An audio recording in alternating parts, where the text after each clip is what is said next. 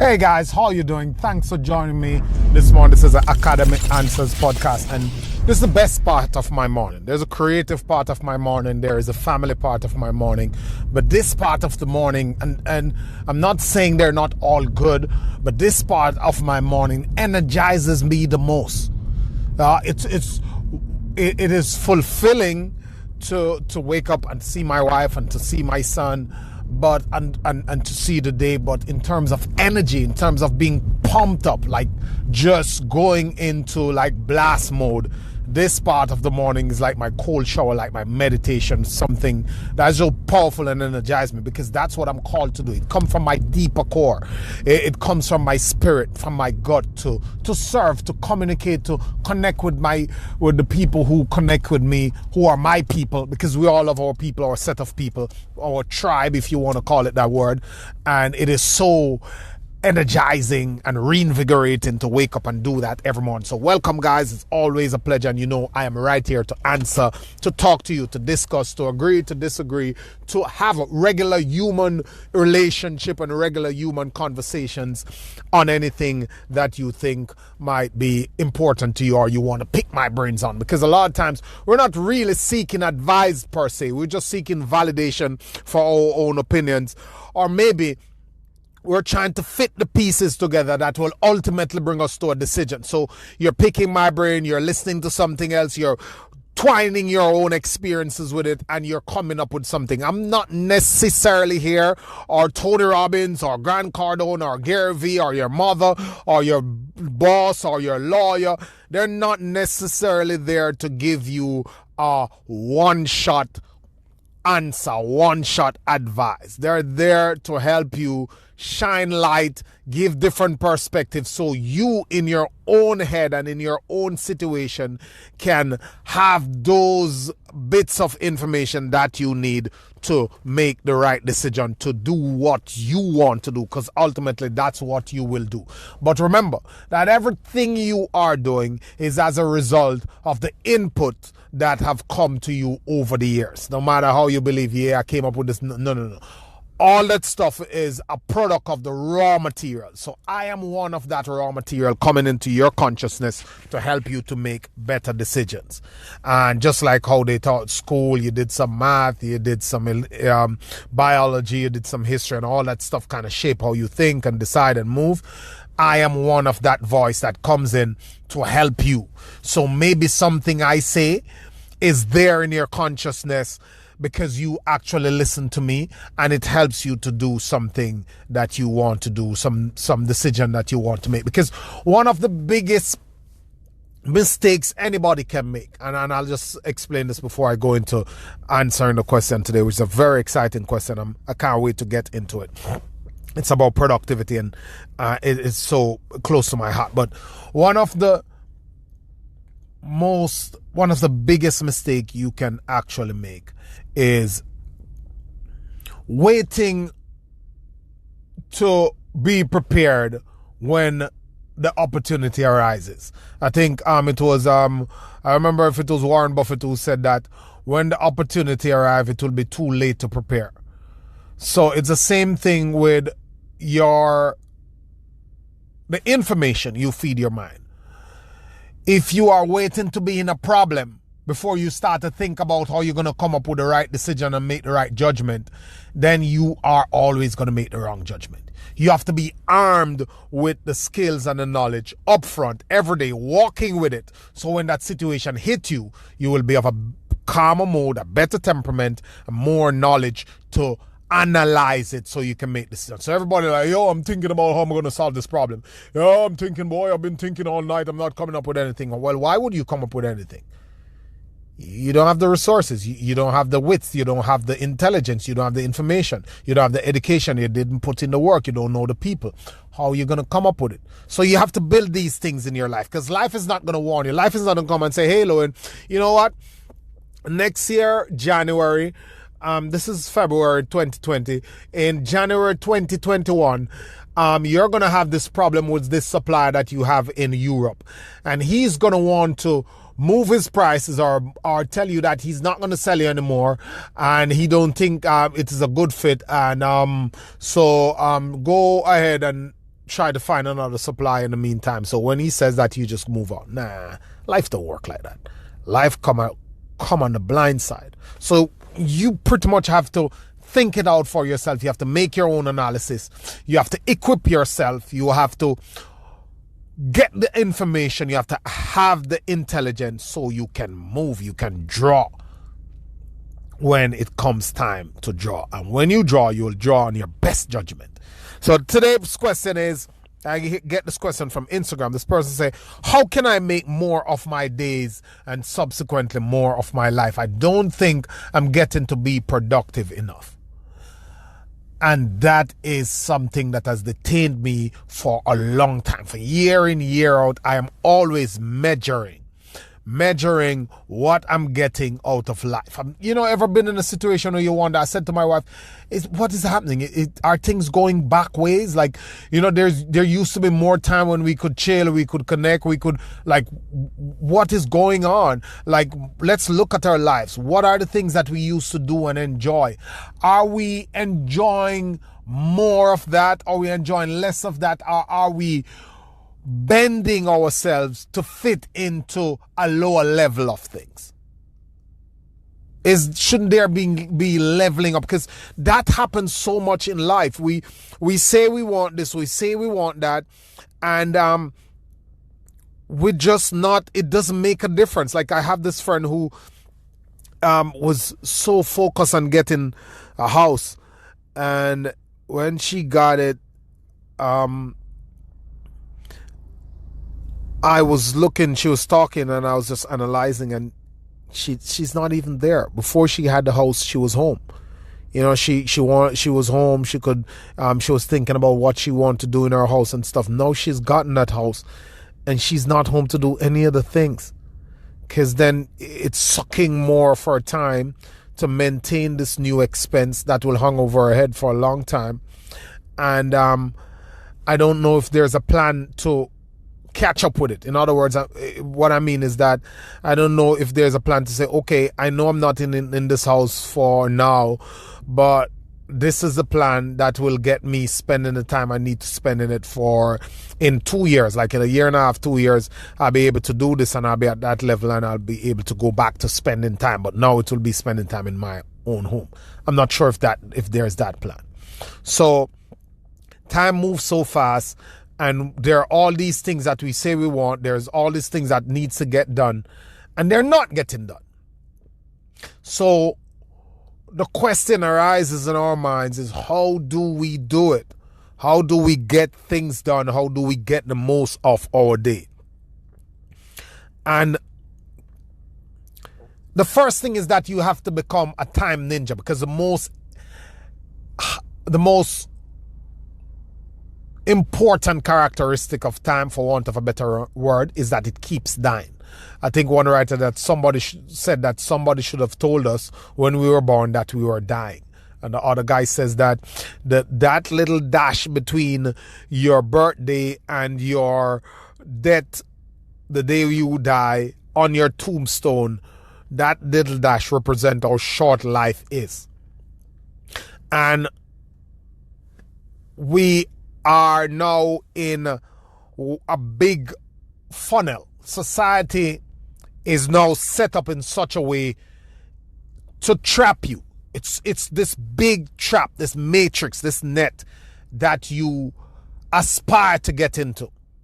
Even yesterday I was hearing the conversation with my accountant, and he was saying, hey, I'm telling my kids to, I wouldn't be upset if my kids were electricians, or because I was talking to the electrician next door, and the guy next door said he paid his electrician $28,000. And I'm thinking that, wow, $28,000, and he's not even there. You just get a couple of guys, they take 2 days, he paid them $1,000 each, and it's done.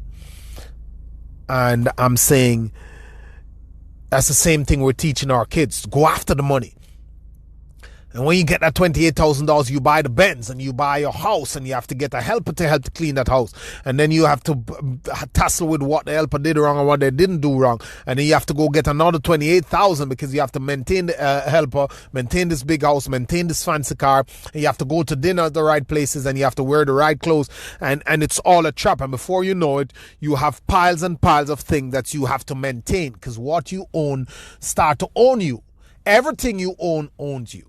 So you have a child, you have a wife, you have a house, all those things own you. You say you own them, they own you too, because you have to keep up with them. You have to keep up with the bills, you have to keep up with the maintenance, you have to use time to do this, to do that, to spend time to do there. Everything that you own owns you. And the more things own you is the less you will be able to do with your time in terms of what you really truly enjoy doing. So the first thing is that you have to become a time ninja in your current situation. As it is right now, you don't have enough time. You have work, you have errands, you have family, you have all these things to do. The first thing you have to do is to become a time ninja. What do I mean by that? You have to be aggressive with your time. You have to squeeze everything out of your time. When you are driving, for example, turn off the stupid nonsense radio unless you're unwinding with some music. Turn it off and turn your car into a university, a mobile university. Use that time to learn. If you do menial jobs, or if you do a job where you're alone and you're not interacting with customers, and you can listen to what you want to listen to, you have your headphones in or you have your radio there, put it on something that is powerful, that you're learning. You're painting and you're by yourself painting this huge place. You're there for weeks on, weeks out. Put your YouTube on, listen to other painters, pay for the painting course, listen to them, listen for the construction course. Or maybe you don't want to be that, you want to be an interior decorator. Watch those channels, listen to them, learn. Use the time to do more than one things. It's not your hands, it's your ears, and feed your mind that stuff. Be a time ninja. When you're in the bathroom, when you're cooking, when you're doing dishes, compress your learning time there. Then you start to block time to do stuff. So the first thing, you have to be a time ninja. You have to compress the stuff. You have to compress the time and do as much as you can in the time that you have on your hands. Then you have to set up blocks of time. What gets scheduled gets done. You don't schedule it, it don't get done. Don't say, yeah, next week I'm planning to do X next. Get your notebook, get your pen, and write what you have to do. Put times beside them, put dates beside them. Know that Monday at X time I do this, Tuesday at X time I do that, Wednesday at X time I do that. And you go over it, you make sure that you are following this. Kick yourself in the butt when you are going off course. Block the time, your reading time, your learning time, your work time, your family time. Block it and do it. You have to become systematic in the way you look at your time. Otherwise, it will slip right by you. Ever been to a place for the first time and it took you forever to get there? And then when you're coming back, you're like, oh, I can't believe I got back already. Because once you have seen and you have done the stretch, then it becomes shorter. And the next time you go, it will seem shorter. And the next time you go, it will seem shorter. And it's just becomes so short. That's why people travel for like 30, 40 miles to work. And they say, no, it's not far. Because they have done it so many times, it becomes normal for them. That's life too. When you have seen more years, like when you were young, the years seems like they couldn't go up. Because you've not seen enough. You have not been through these things a lot. Now, when you start to get further on into age, they seem like they disappear. And so does your goals, and so does the targets you have for yourself. People are, oh, I'm so depressed. I have so many targets last year and I never hit them. Every target that I have last year that I never hit, I knew why I never hit them. I know right now why it didn't happen. Because I know the block of time that I set for it, and I can tell you what happened in that block of time. For example, my hardcover book was supposed to come out last year. I chose to use the summer to write it. I'm like, okay, I'll write it in summertime, this time, that time. Summertime, drained. all summer. My energy was down. The heat was kicking my butt. I could not deliver. I could not be productive in the mornings when I'm at my best. I just couldn't wake up. And then family had me. My wife likes summer, so she have 1,000 things lined up to do. That takes me to 10 o'clock, 11 o'clock at night on the road. Because in New York, the sun doesn't go down until 8 o'clock in the summertime, 9 o'clock. It's still bright outside. So there's 1,000 things to do. So I'm drained on top of it, plus I'm going to my bed late. I couldn't do it. I didn't deliver on that goal. Unless you block the time, you're not going to know what is happening and when, what's supposed to happen. And because of how the whole society with social media and things to do and advertising that gets you captured and all the friends that have you doing different things is so structured and trapping, for want of a better word, is if you don't choose your days and your schedule, it will be chosen for you. If you don't choose what you're going to do when you leave work in the evenings, something will fit right in. A Netflix movie, some distraction, somebody with a problem calling, something on the news, some gossip, something, some issue that needs to be sorted. Somebody just call your phone. You pick up your phone. You're not your reading time, but you say, okay, I'm going to read. You don't have any time set aside, and something the phone ring. What you do, you pick up the phone. You pick up the phone and you have the time because you never block any time. So it's okay, fine. And you talk to your friends for 2 hours, and then they're talking about this thing on TV, and you're like, oh, you know what? Let me eat. And then you eat, and they say, you know what? I'm going to turn on TV while I'm eating, and this movie come up, and then there's this thing on your phone, on Instagram or Facebook, and you're on it, and then there's this email, and then there's this thing you remember to buy. Before you know it, your evening is gone. 5 hours. You go to bed, and you repeat that. 5 hours every week, 35 hours. For the whole year, 4 times 35, 4 3 is 12, 40, 140 week, month, 280 hours, 480, 500 hours a month. For the year, 1,000 hours. 1,000, that's not 1,560. 1,000 hours or some crap like that. I don't know, 6,000 hours. Forgive my maths. So your time will be sucked away from you if you're not planning what to do with your time. What gets scheduled gets done. The next thing you have to do, you have to identify what it is that you have to do. What it is that I have to do, that I need to get done. And then that's what you put on your schedule. And no doubt, many things, as I've said before, are going to come to distract you. You have to remove the distractions from your life. That's my third point. The distractions have to be removed from your life. The way to remove the distractions is to simplify your life. Audit it, simplify it. Cut some of the stuff, bulk some of the stuff. If you're going on the road on a Saturday to do X, do all of it. If you're going on a Tuesday evening, put as much things in that evening. If the evening is going to get crashed, crash it and be over with it. Don't leave some, do it Wednesday, leave some for Thursday, leave some for Friday, and then your entire week is filled with running around, people's stuff, nothing important, unimpactful, irrelevant stuff, and you just start to sink more and more into the feeling of unproductivity because you're not getting anything done because everything is sucking your time. You got to simplify your life, organize your time, remove the distraction, and the next most important things, the last point I'll make, is that you have to know yourself. And know yourself. Everybody's saying, oh, know yourself, know yourself. You got to know yourself. Self-identity is key. But what is it? I like to go deeper because people say, work hard, know yourself, be committed. What is it? I like to talk, what exactly does knowing yourself look like? Knowing yourself, in this case, means you play to your strengths.